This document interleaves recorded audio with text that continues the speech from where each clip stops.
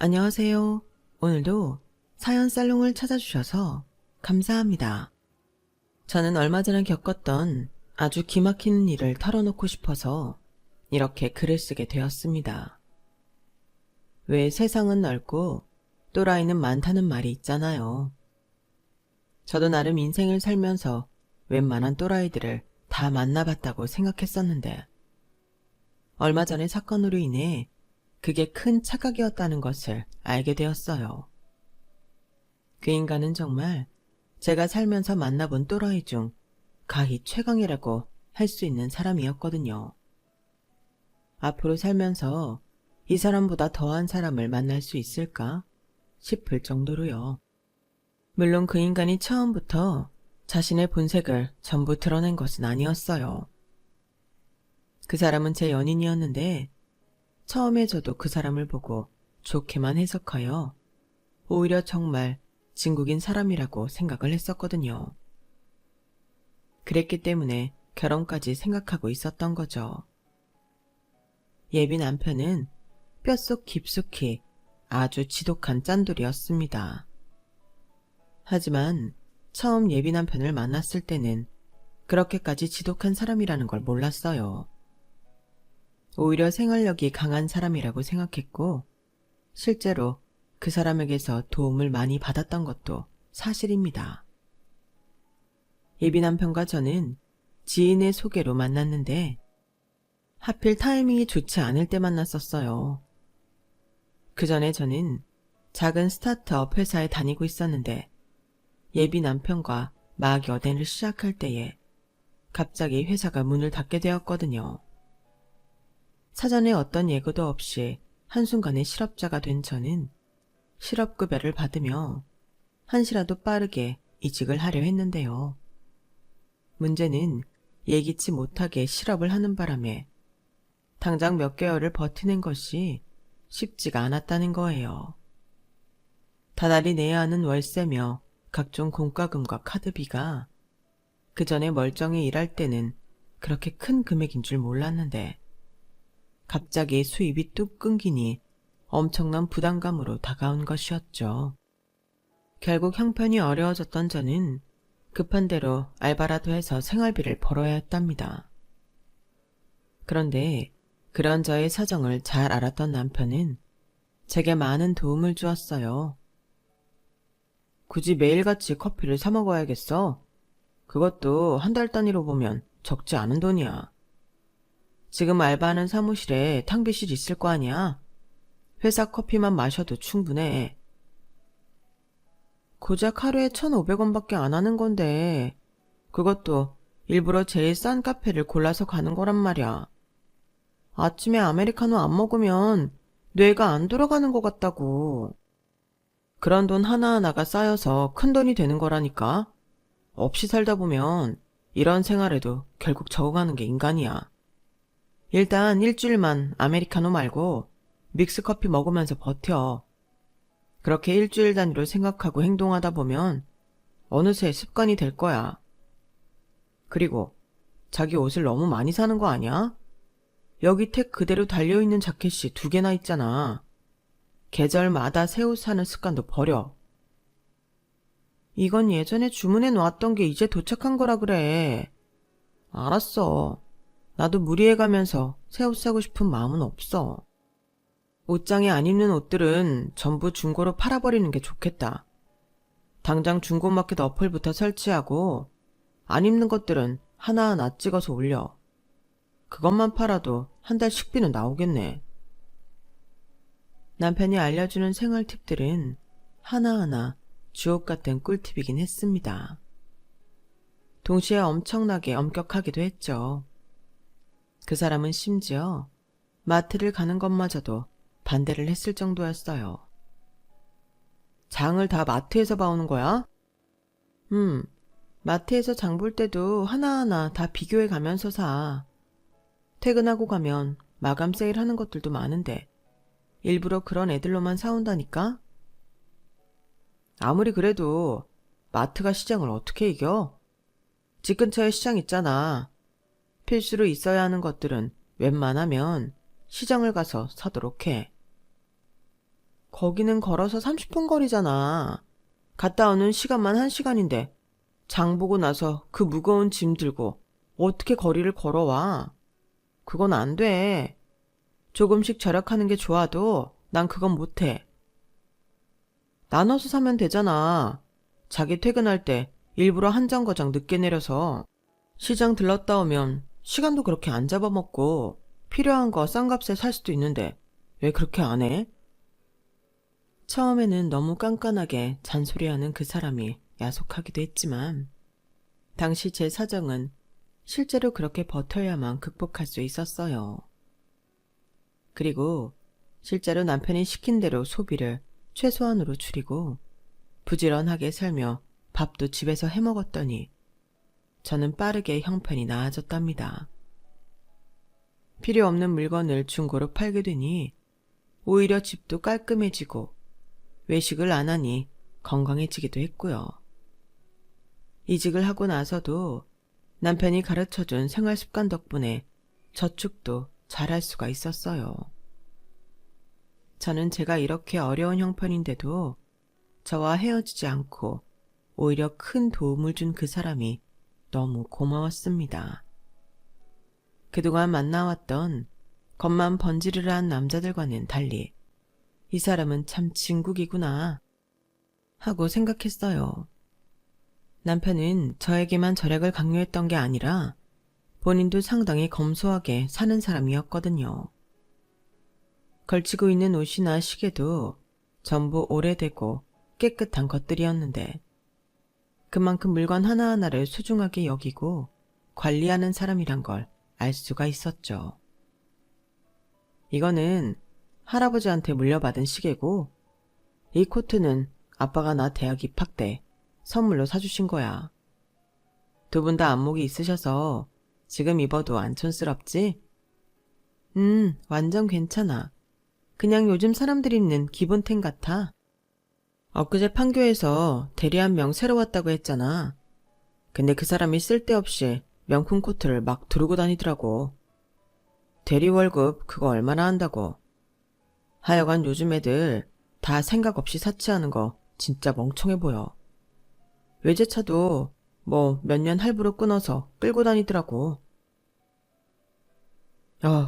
그게 다 지들 미래 저당 잡히는 짓인지도 모르고. 그러게. 자기처럼 차든 옷이든 깨끗하게 관리하고 사용하면 충분히 잘 사용할 수 있는데 말이야. 자기 차도 내부까지 청소가 항상 잘 되어 있어서 완전 새 거 같다니까? 조금만 부지런하면 충분히 이렇게 지낼 수 있어. 그깟 외제차 모느라 허튼 돈 낭비할 바에는 악착같이 모아서 우리 신혼집에 투자하는 게 훨씬 낫지. 확실히 다른 젊은 남자들과 비교해 보았을 때 그 남자는 딱 연애보다도 결혼해야 하는 남자라는 생각이 강하게 드는 사람이었어요. 제 주변 사람들도 그런 그 남자를 굉장히 좋게 보았고 저에게 저 남자 꼭 놓치지 말라고 이야기해주곤 했죠. 저희는 데이트할 때도 굉장히 검소하게 데이트를 했는데 대부분 무료 전시회를 가거나 회사에서나 지인에게서 받은 쿠폰으로 카페를 가고 특별한 날이 아니면 저희 집이나 남편 집에서 밥을 차려 먹었답니다. 둘 다 자취를 했기에 가능했던 일이죠. 그렇게 2년 정도 연애를 하며 저도 새로운 좋은 회사에 이직에 성공할 수 있었고 저희는 자연스럽게 결혼을 약속하게 되었어요. 결혼을 약속하게 된 것도 지극히 남편답게 했는데요. 남들처럼 화려한 프로포즈가 아닌 담백하기 그지없는 청혼이었어요. 평소처럼 남편 집에서 유튜브 영상들을 보며 편하게 놀고 있는데 뜬금없이 저에게 이렇게 물어보더라고요. 내년쯤에는 우리도 결혼할까? 마치 밥 먹고 아이스크림 먹을래? 하는 듯한 말투로요. 물론 그 전에 이미 서로 결혼을 생각하고 있다는 걸 알고 있었기에 언젠간 이야기가 나올 줄은 알았기에 저도 그럴까 하며 답을 했어요. 하지만 내심 많이 놀랐고 또 한편으로는 뭔가 심심하다는 생각이 들었던 것 같아요. 그래도 프로포즈인데 이게 다인가 싶어서 장난삼아 이렇게 물어봤어요. 근데 이게 프로포즈야? 너무 쉽게 결혼하려고 하네. 그럼 뭐 남들처럼 비싼 호텔 룸 빌리고 그런 거 바라는 거야? 그런 건 다 허례허식이야. 뭐하러 순간의 감정을 위해서 그런 낭비를 해? 굳이 그런 거 없어도 내가 자기 사랑하는 건 변하지 않잖아. 그건 그렇지. 제가 엄청나게 화려한 걸 바란 것은 아니었지만 그렇다고 너무 대놓고 아무것도 안 하는 예비 남편을 보니 저도 모르게 서운한 생각이 들긴 하더군요. 그래도 그때는 워낙 그 사람의 철학 습관대로 따르는 게 습관이 되어 있을 때여서 프로포즈는 허례허식이라는 말에 그냥 순응하고 넘어갔었네요. 그런데 그때부터 완벽할 줄 알았던 남편의 단점이 서서히 드러나기 시작했어요. 저희는 결혼 준비를 천천히 해나가자고 얘기했는데 그 남자는 최대한 가성비 좋은 결혼을 하기 위해 최선을 다하며 여러 정보를 알아보더군요. 그건 좋았어요. 그런데 문제는 상견례 자리였습니다. 양가 부모님을 모시는 자리이니 그날의 식사만큼은 고급진 식당을 예약해서 갔는데 그 자리에서 시댁 측 사람들의 행동이 조금 충격적이었어요.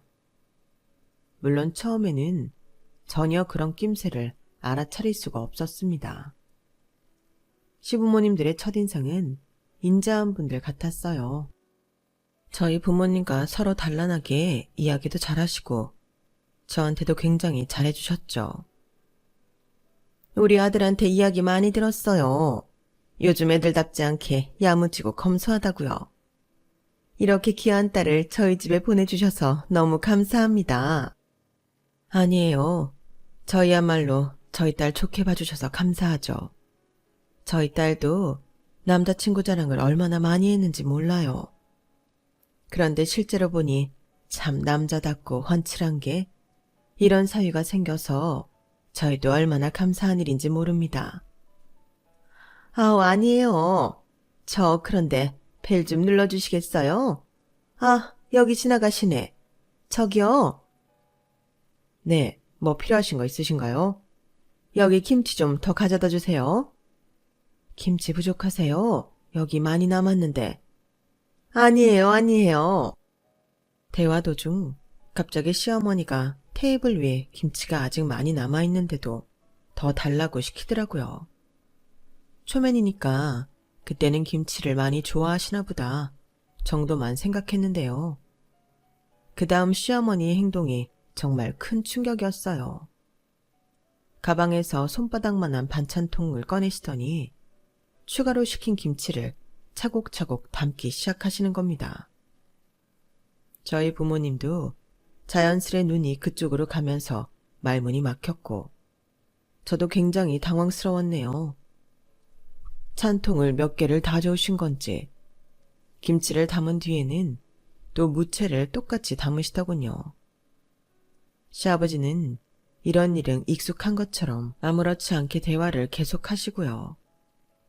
처음에는 더듬더듬 대화를 이어나가시던 저희 부모님도 나중에는 아무렇지 않은 척 할 수 있게 되셨지만 상견례 자리가 끝난 뒤에 표정이 정말 안 좋아 보이셨어요.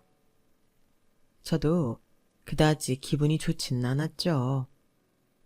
평소에 어떻게 생활하셨든 상견례 자리에서는 아무래도 서로 격식을 차리고 어느 정도는 예의를 지키는 게 우선이 되어야 하는데 그런 자리에서조차 아랑곳하지 않고 반찬을 담으시던 모습이 너무 별로였거든요. 그런데 이게 또 문제를 삼을 만큼 엄청난 행동은 아니고 참 애매하더군요. 결국 그렇게 찝찝한 불쾌감만 남은 채로 다음 일정들을 소화해 가야만 했어요. 아무래도 가장 큰 돈이 들어가는 부분이 신혼집을 구하는 일이었는데 저희는 급하게 결정했다가 괜히 웃돈을 주고 계약하게 될까봐 미리 부동산을 둘러보고 있었어요. 몇 가지 후보들이 추려진 뒤에는 미리 가구며 살림살이들도 봐놓기로 했죠. 저희가 둘 다 자취를 하고 있었기 때문에 기본적인 살림살이들은 있었지만 침대며 소파며 하는 큰 가구들은 하나도 없었거든요. 그래서 저희는 필요한 가구들과 기타 물품들을 둘러보기 위해 아예 그런 제품들이 창고처럼 쌓여있는 가구 매장의 쇼룸을 가기로 했어요. 쇼룸을 돌아다니면서 직접 인테리어와 제품들을 확인해보고 구매할 것들을 정해서 사오자고요. 주말에 가니 쇼룸 안에는 엄청 사람들이 북적이더군요. 저희와 같은 신혼부부들도 있었고 가족 단위의 고객들도 많아 보였어요. 처음에는 다양한 컨셉으로 꾸며진 인테리어들을 구경하며 즐거웠는데 시간이 지나니 점점 지치더라고요. 주변도 소람스럽고 실내에는 먼지도 너무 많아서 머리가 다 아파오는 겁니다. 그래서 참다 남편에게 좀 쉬자고 했어요. 자기야, 나 너무 머리 아프고 피곤한데 잠깐만 카페테리아나 레스토랑에서 쉬었다 갈까? 여기 어디 있다는데 여기 너무 사람도 많고 그래서 계속 있기 지친다. 그럼 여기서 좀 쉬자. 이거 침대잖아. 아니, 여기를 나가자고. 사람들이 이렇게 많은 데서 어떻게 이불 안으로 들어가. 뭐 어때? 그러라고 있는 곳인데. 그리고 이왕 쉴 거면 살지 말지 고민하는 침대에서 쉬어봐야지. 아니면 아까 그 남색 소파 괜찮다며. 거기서 한숨 자든지. 뭐? 그게 무슨 소리야. 장난치지 마. 나 진짜 힘들다니까. 원래 견물생심이라고. 카페테리아 갔다가 앉으면 또 뭐 마시고 싶고 그러다 보면 또 먹고 싶고 그렇게 돼. 그럴 바에야 졸린 김에 여기 제품들 제대로 테스트해보는 게 낫지. 여기까지 운전해온 기름값이 또 얼만데. 여기 있는 가구들을 실질적으로 사용해보고 가야 손해보는 게 아니게 되지. 안 그래? 여기 누워. 그러면서 남편은 자꾸만 저를 침대에 눕히려고 하는 거예요. 수많은 사람들이 오고 가며 먼지가 잔뜩 쌓인 침대 안으로 자꾸 밀어넣으니까 저는 당황스럽기도 하고 너무 화가 났어요. 사람들이 다 쳐다보고 가는데 그 사람은 그런 시선 따위는 아랑곳하지도 않더라고요. 남편은 계속 침대가 싫으면 소파에 앉으라며 어디에든 앉히거나 눕히려고 했어요. 결국 저는 너무 불쾌하고 창피해서 그 사람 손을 확 뿌리치고 매장 밖으로 나와버렸습니다. 그 사람은 제 뒤를 쫄래쫄래 따라오면서도 아깝게 왜 다 안 보고 가냐는 소리를 하더군요. 저는 대꾸할 힘도 없고 속에 있는 말들을 다 하기엔 사람이 너무 많기도 해서 일단은 아무 말도 하지 않고 걷기만 했습니다. 그런데 제가 차 앞에 도착해서 뒤를 돌아보니 조금 전까지도 제 뒤를 따라오던 남편이 없어진 거예요. 저한테는 어떤 말도 안 하고 갑자기 어느 순간 사라져 당황했는데 한참 후에 나타난 남편은 양주머니에 케첩과 머스타드 소스 그리고 양손에는 핫도그를 2개, 3개씩 들고 오더군요. 그 와중에도 어떻게든 공짜로 가져갈 수 있는 물건을 찾아서 또 꾸역꾸역 챙겨온 거였죠. 이렇게 그냥 가버리면 여기까지 온 게 너무 아깝잖아. 아쉬운 대로 오늘 저녁은 이걸로 대체해야지 뭐. 하면서 핫도그를 5개를 뒷좌석에서 항상 비치해두는 비닐롤을 뜯어 소중하게 담는데 그 꼴이 너무 답답하고 화가 나는 겁니다. 저는 그 꼬라지를 보고 더 기분이 상해서 빨리 집으로 가자고 했고 예비 남편은 오는 내내 제 기분은 아랑곳 않고 시간 버리고 돈 벌었다는 소리만 했어요. 저도 결국은 폭발해서 날선 목소리로 화를 냈죠. 이 마당에 고작 할 말이 그거야? 진짜 제정신이야? 사람들 다 보는 데서 왜 자꾸 쪽팔리는 짓을 해? 뭐가 쪽팔리다는 거야? 아니, 자기 피곤해서 쉬라는 건데 뭐가 쪽팔려? 그렇다고 거기 누워서 진짜로 자는 사람이 어딨냐고. 내가 그렇게 싫다는데도 그깟 기름값 아깝다고 그 침대로 밀어넣고, 그리고 식당에서 이렇게 케첩이랑 머스타드 소스를 잔뜩 가져오는 사람이 어딨어. 필요한 만큼 가져가는 게 당연한 상식이잖아. 내가 진짜 이 말까지는 안 하려고 했는데 진짜 징글징글하다. 꼭 그렇게 유난을 떨어야겠어?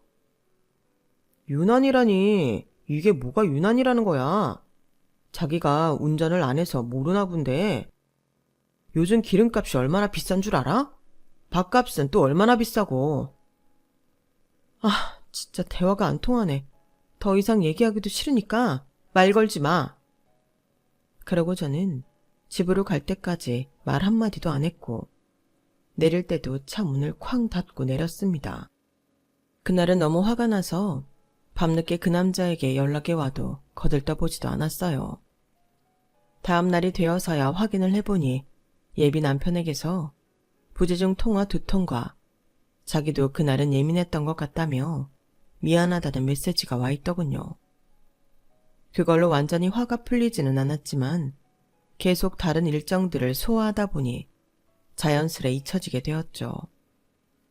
예정되어 있었던 약속이 많다 보니 저희는 계속해서 바쁘게 결혼 준비를 해나가야만 했거든요.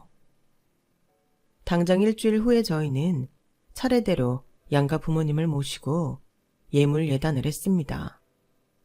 그 사람이 하도 짠돌이라 예물 예단은 안 할 줄 알았는데 의외로 그건 또 챙기더라고요. 저는 직접 시부모님과 돌아다니며 마음에 드시는 혼수 이불을 찾아 선물해드렸고, 그 사람은 따로 시계와 주얼리 세트를 준비해와서 친정 부모님과의 식사 자리에서 드렸죠. 양가 부모님 모두 진심으로 만족해하셨고, 까다로울 수 있었던 일정을 잘 소화하게 되어서 저희도 마음이 좀 놓였네요. 부모님들과의 일정을 마치고 나서는 축가와 사회를 봐주기로 한 친구들에게 식사를 대접하기로 했는데요. 사회는 그 사람 친구가, 축가와 축사는 제 친구가 맡아주기로 했어요. 그때 제 친구가 막 개인 카페를 오픈했을 때였는데 음악하는 친구답게 감각적으로 카페를 잘 꾸며 놓았더라고요. 친구가 카페를 마감하기 전에 저희 2사람이 먼저 퇴근을 해서 카페에서 친구를 기다리다가 미리 예약한 레스토랑까지 픽업해 가기로 했어요. 그 사람과 함께 카페에 도착하니 친구가 저희를 위해 커피를 내려줘서 신경 쓰이지 않게 2층에서 기다리기로 하고 올라갔죠. 저는 테이블에 앉아서 한숨 돌리려고 했는데 그 사람은 냅킨을 가지러 가더니 한참 후에야 돌아오더군요. 그런데 테이블로 돌아온 그 사람을 보고 저는 깜짝 놀랐어요. 사이드바에 있는 냅킨을 전부 뽑아왔는지 양손 가득 냅킨을 안고 오더군요. 심지어 아메리카노에 타먹으라고 비치된 설탕 스틱도 양주머니 가득 꽂아왔어요. 남의 시선은 아랑곳도 않고 공짜 물품들을 잔뜩 챙긴 채 뒤뚱뒤뚱 걸어오는 것이 솔직히 말하면 충격적일 만큼 정내미가 뚝 떨어지더군요. 사람들의 시선이 느껴져서 저는 쥐구멍이라도 숨고 싶을 정도로 너무 창피했고 얼굴이 활활 불타오르는 것 같았어요. 뭐 하는 거야? 뭐가? 내 가방 어딨지? 아, 여기 있다. 이거 가방 입구 좀 잡고 있을래? 여기 냅킨만 챙겨도 한 달은 휴지 걱정 안 해도 되겠어. 미쳤어? 이건 절도나 다름없는 짓이잖아. 진짜 왜 그래?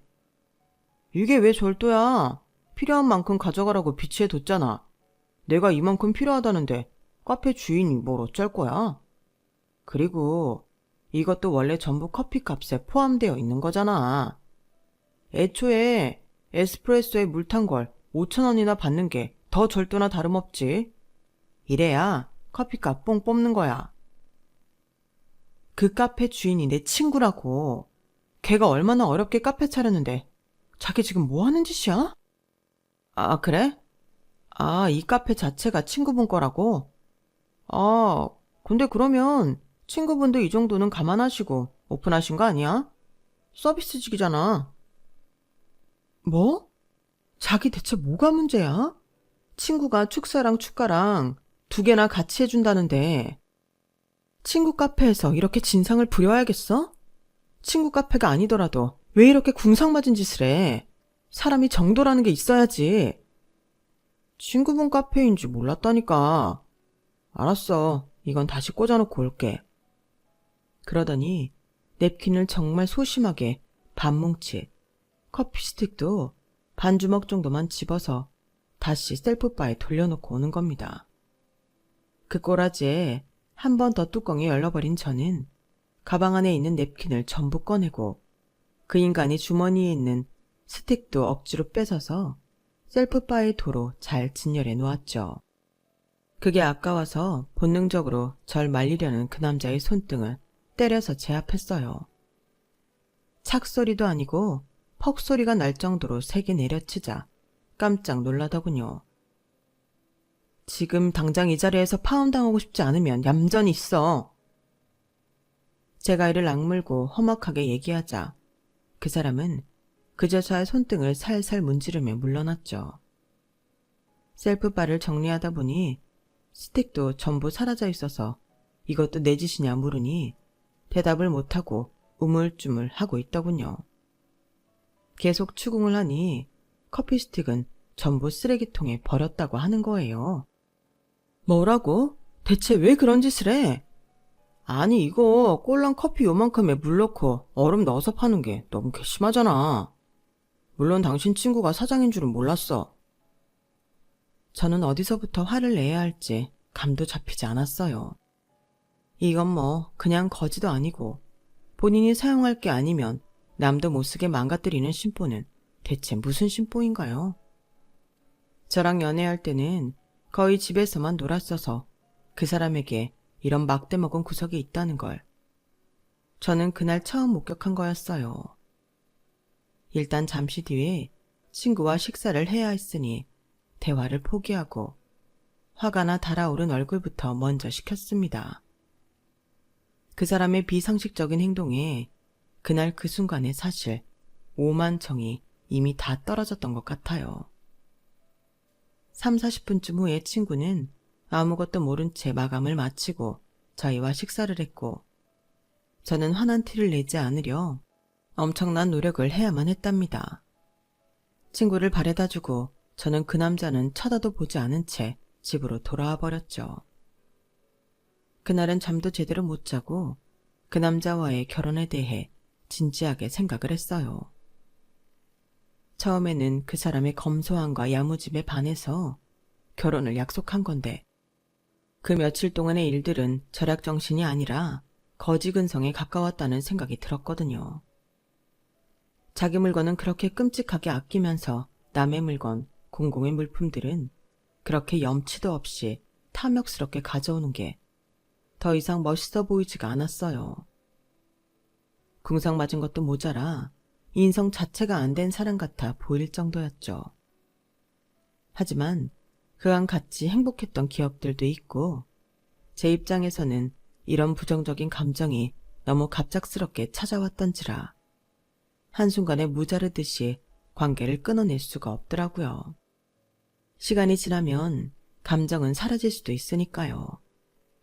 그래서 일단은 그런 감정을 참아보려고 했는데 그 남자는 기어이 마지막 선을 넘어버리더군요.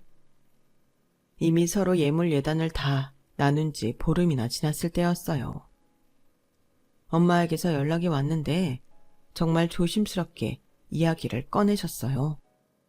예, 혹시 그때 장서방 선물해준 이 주얼리 세트 말이야. 장서방이 직접 구매한 거니? 그랬다고 들었어. 왜? 무슨 일 있어? 아니 혹시 장서방이 사기를 당한 건가 싶어서. 네 아빠가 받은 시계 줄 사이즈 좀 맞추려 금은방에 갔는데 거기 사장님이 아무리 봐도 새 제품이 아닌 것 같대. 내가 받은 주얼리 세트도 앞만 봐도 중고품 같다고 하더라고. 우리야 괜찮은데 혹시 장서방이 모르고 사기를 당하기라도 했으면 어떡하나 싶어서 그러지. 너무 걱정 마요. 그이가 알아서 잘했을 거야. 뭔가 착오가 있었던 것 같은데 내가 한번 알아볼게. 일단은 엄마를 안심시키고 전화를 끊었는데 속이 부글부글 끓어오르더라고요. 그리고 이때 정말 정확히 깨달았어요. 이 결혼 물을 거면 하루라도 빨리 물러야 한다고요. 저는 하루 종일 시부모님 수발을 들면서 혼수이불 중에서도 가장 비싸고 좋은 걸 선물해 드렸는데 만약 정말 그 사람이 중고를 구한 게 맞다면 법적 책임까지 물을 생각도 했습니다. 그래서 그날 바로 그 사람 집으로 쳐들어가서 얼굴을 보고 물어봤어요. 그 주얼리 세트와 시계 어디서 났냐고요. 어디서 나긴 뭘 어디서 나. 내가 직접 다 구한 거야. 그러니까 어디서 구했냐고. 어디 금은방이라도 찾아갔어? 아니, 인터넷에서 구했어. 내가 예전에 고등학교 때 동기 중에 금은방 하는 애가 있어서 잘 알아보고 구한 거야. 왜? 무슨 문제 있어? 고등학교 동기? 아니, 말이 헛나갔네. 동창, 고등학교 동창. 눈도 제대로 못 마주치고 말도 횡설수설하는 거 보니 뭔가 캥기는 게 있어 보였죠. 그래서 저는 그래? 하고 일단 넘어간 뒤 다른 이야기들로 주의를 분산시켰어요. 그러니 남편은 그 이야기는 잘 마무리됐다고 생각했는지 긴장이 풀어져서 이런저런 수다를 떨더군요. 저는 그 사람 자취방에서 자고간이 있더라도 핸드폰 내역을 뒤질 생각이었죠. 제가 자연스럽게 잘 준비를 하자 그 사람도 씻으러 들어갔어요. 저는 바로 그때 핸드폰을 뒤져보았는데 정말 참담한 사실을 알아내고 말았습니다. 그 사람은 그냥 저렴한 사이트도 아니고 동네 중고거래 어플에서 예단 물품들을 구해왔더라고요. 그것도 시계랑 주얼리 따로, 명품 상자 따로 구해서 뭣도 아닌 물건을 명품 박스에 넣어서 선물했던 거였어요. 시계와 주얼리가 합쳐서 겨우 5만 원 돈이 나오더군요. 이놈은 완전히 저희 가족들에게 제대로 사기 행각을 벌인 셈이었죠. 도대체 저와 저희 부모님을 어떻게 생각했길래 이런 짓을 할 수 있었던 걸까요? 저는 제 최선을 다해 좋은 걸 해드리려고 했는데 말이에요. 결혼하기 전에도 이렇게 가족을 속여가며 제 이속만 채우는 사람이 결혼하면 얼마나 더 지독할지 불을 보듯 뻔했습니다. 그걸 저희 부모님은 혹시라도 그 사람이 어디 가서 사기라도 당했을까봐 걱정하며 조심스럽게 말을 꺼내셨던 걸 생각하니 핸드폰을 쥔 손이 부들부들 떨릴 정도로 정말 화가 머리끝까지 나더군요. 저는 일단 급한 대로 그 화면들을 제 핸드폰으로 전부 찍어 놓았고 도저히 멀쩡한 낯으로 그 사람을 볼 수 없어서 먼저 잠이 든 척을 했어요. 그 사람은 제가 잠이 든 걸 확인하고 곧바로 불을 끄고 잤습니다. 저는 밤새 머리를 굴렸어요. 파혼을 하긴 하더라도 결코 곱게 하고 싶지가 않았거든요. 저는 새벽 일찍 오전 반차를 신청했고 그 사람에게는 일이 생겨 좀 늦게 출근하게 되었다고 들러댔어요. 그래? 그럼 여기 있다가 출근하려고? 아침만 간단하게 차려 먹고 설거지 해두고 갈게. 아, 그래? 그래, 알았어. 아침 많이 먹을 거야? 평소 먹는 대로 먹을 건데. 왜? 쌀이 아까워? 아니, 무슨 소리야. 예상치 못했던 일이라 물어본 거야. 자기 이렇게 갑자기 출근 시간 늦춰진 건 처음이잖아. 편하게 먹고 출근해. 그 사람은 쌀만 아까워할 뿐 아무런 의심 없이 저를 두고 먼저 출근했습니다. 그리고 저는 밤새 생각했던 일을 실행에 옮겼어요. 그 사람이 제 부모님과 친구에게 했던 무례를 똑같이 돌려주기로 했거든요. 일단 쌀을 바닥 1cm만 남겨두고 전부 음식물 쓰레기통에 담아서 버렸어요. 참기름, 고추장, 간장, 소금, 후추 모두 똑같이 그렇게 1cm만 남기고 버려버렸죠. 계란이며 버터, 하여간 항시 빛이 되어 있을 모든 재료들은 다 그렇게 한 입만 남겨놓고 전부 버려버렸어요. 샤워를 하기 위해 들어가서는 샴푸와 린스, 바디워시도 똑같이 1cm만 남기고 전부 사용해버렸고, 수건도 8장 정도 바닥에 펼쳐놓고 씻은 뒤 전부 축축한 상태로 빨래통에 넣었죠. 주방 퐁퐁, 세탁세제, 섬유유연제 역시 마찬가지였습니다. 하여간 눈에 띄는 모든 제품을 다 탈탈 털어서 옹졸하게 한번 사용할 양만 남기고 전부 버려버렸어요. 복수라고 하면서도 저도 제 자신이 치사하고 쪼잔해 진잘머리를 쳤네요. 마지막으로 그 사람이 비치해둔 휴지는 전부 쏙 빼서 휴지심만 남겨놓은 채 휴지 알맹이만 가방에 넣어 들고 오는 것으로 마무리를 했답니다. 사무실에서 산뜻한 마음으로 일을 하고 집에서 저녁을 먹고 있는데 아니나 다를까 그 사람에게서 연락이 오더군요. 자기야, 오늘 아침에 무슨 일 있었어? 무슨 일? 아니, 자기 아침 먹고 갔다면서 뭐 해 먹었어? 뭘 했길래 쌀이 하나도 없어? 쌀이? 왜? 쌀이 어떤데? 아니, 냉장고 아니. 너 지금 뭐 하자는 거야? 내가 뭘? 내 집안에 무슨 짓을 해놓은 거냐고. 그 사람은 저와 통화를 하며 집안을 찬찬히 둘러보는 듯 했는데 점점 목소리가 높아지더군요. 종국에는 거의 혼비백산해서 횡설수설하다가 제 자취방으로 찾아왔어요. 그 사람은 얼굴이 벌개진 채로 화가 잔뜩 나서는 개거품을 물고 화를 내는 겁니다. 이게 뭐하는 짓이야? 어떻게 나한테 이럴 수가 있냐고. 그것도 결혼을 앞두고 있는 사이한테. 나한테 불만이 있으면 차분하게 말로 하면 될 것이지. 아까운 물건들은 왜 망가뜨려놔? 남의 물건을 왜 맘대로 버리냐고. 왜 생사람을 잡아? 내가 그랬다는 증거 있어? 그러는 나야말로 좀 물어보자. 너야말로 결혼을 앞두고 있는 사이에 이게 무슨 짓이야?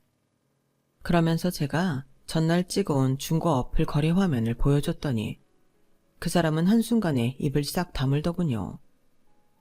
저한테 걸릴 수도 있다는 건 꿈에도 생각하지 못했는지 아주 눈이 튀어나올 만큼 크게 뜨고선 어버버 거리는 거였어요. 나는 니네 부모님한테 예의 차린다고 거기에서 제일 고급스러운 이불로 혼수 이불을 해드렸는데 너는 뭐? 중고 어플에서 시계며 주얼리 모두 모조품이고 박스만 아주 명품으로 멋들어지게 사왔더라. 성성이 아주 기가 막히네. 아니 그건 내가 나중에 더 좋은 걸로 사드리려고 했었어. 당장은 결혼 준비도 있고. 진짜 구질구질해서 못 봐주겠네. 내가 미쳤다고 너같이 궁상 맞고 못돼 먹은 인간이랑 결혼 같은 걸 하겠냐?